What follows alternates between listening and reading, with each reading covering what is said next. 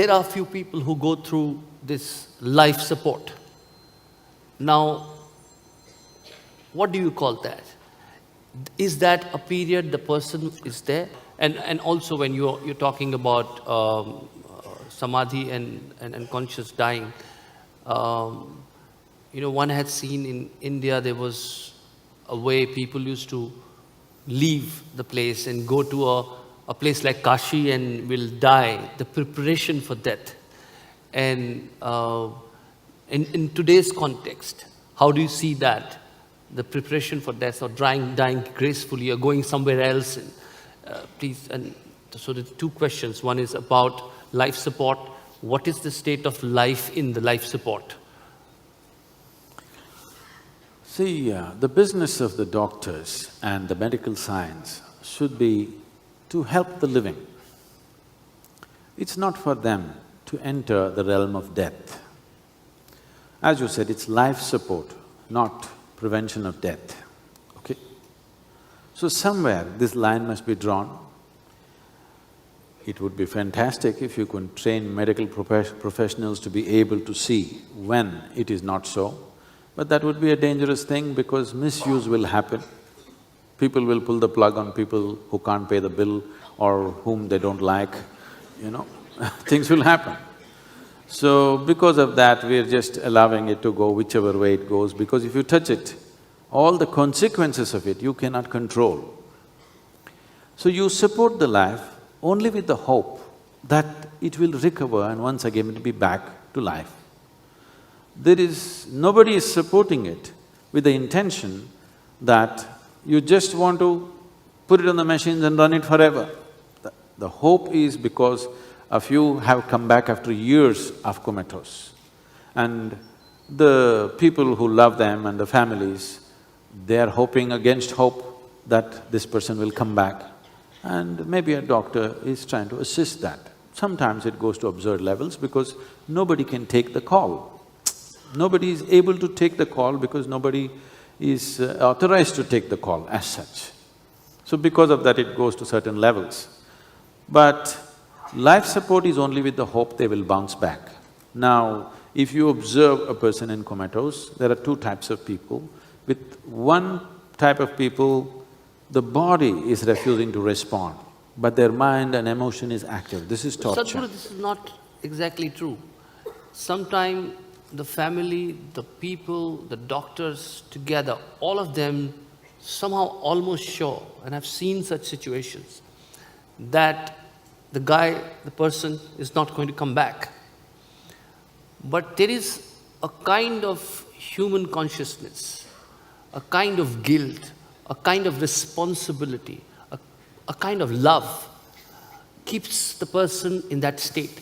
What I wanted you to, throw light on is what is the state of this life at that point? With this, because the life is not manifesting itself through this body. And neither it has taken, if you talk about rebirth or reincarnation on another life, it has not done that. So what is the state of this life? Above all these things that you mentioned, there is a law. If you pull the plug, there is a law for that. And that's what I was coming to. There are two conditions in this. In one condition, the body has become inert, that you're not able to get the body going. But the one who is within, the mind is active, emotion is active, all perceptions are there. This is torture because the body is refusing to move. But there are other kinds of situations, the body seems to be reasonably vibrant and active, digests food, everything is happening, but inside it's become blank. If inside has become blank, if you wait for 5 cycles of 21 days, then for sure life is gone. But body can be still kept alive because of various medical processes, you're keeping it going. Body may not dwindle because body is still strong. Without a life, you're just keeping a body alive. This is like an empty shell, but shell is kept alive. This is not a good thing to do. But if the person inside is alive, but the body is gone blank, Now, it's a very difficult decision for anybody to take. And for all you know, many times, all the things that you're talking, whether to pull the plug, not to pull the plug, all this the person understands. It's a very bad situation. It shouldn't happen to anybody, but when it happens, how to deal with it, there's no particular way, because it's individual sensitivities. Just because the body cannot get up and the person understands everything, feels everything, you can't cut him up. Pulling the plug is as good as cutting him up, you know. So this is a hard decision to take, there's no particular way to do it. But if only the body is vibrant, but inside has gone totally blank, 5 cycles of 21 days you can wait. After that, very comfortably you can pull the plug for 100%, it's gone.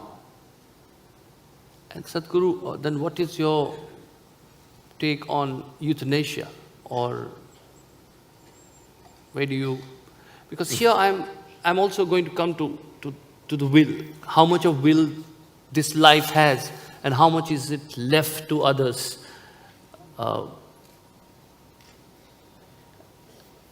Your point about euthanasia. In my opinion, nobody has a right to hold an opinion on euthanasia, because it's your opinion, you're not making a judgment, it's not an informed judgment, it is an opinion. As I said, if life is gone but only body is there, you can pull the plug, but still, for the people around, including the doctor and the relatives and whoever that person means something to them, they see the body is good, the heart is beating good, all the parameters are good. Why would they want to pull the plug? You cannot tell them to pull the plug because they think it's on. So, I don't think… So, if it's left to an individual, then if he wants to willingly give up life… But the problem is not in a state to say that. He might have said it before. Suppose he's in a state to say that, so that brings to suicide. So, do you think he has the will and the right to exercise that? See, the simple thing that we did in this country is, if an individual decided, those who do not have the capability to smoothly exit this body without causing any damage to it, those who did not have this, they always walked away into the forest and just sat under a tree. After some time, without eating, they would just go. This is a normal vanaprastha. You've heard in Mahabharata all this Kunti, all the Dhritarashtra and even the Doordarshan guy, Sanjaya, all these people went into the forest to live on dry leaf and this and that for some time and slowly dwindle the body and exit. The body begins to understand. All the creatures, most creatures do this. You must see how a cobra dies.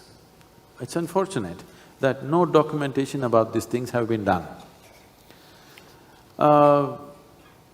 If a cobra realizes it's time to die, it will go up to some place where it will not be eaten by predators and things. Usually it'll climb up a tree and sit on one branch, and it just sits on the branch and that's it. In about 20 to 25 days, it will die. Because a cobra can easily exist, its normal meal itself is spaced out somewhere between 11 to 15 days.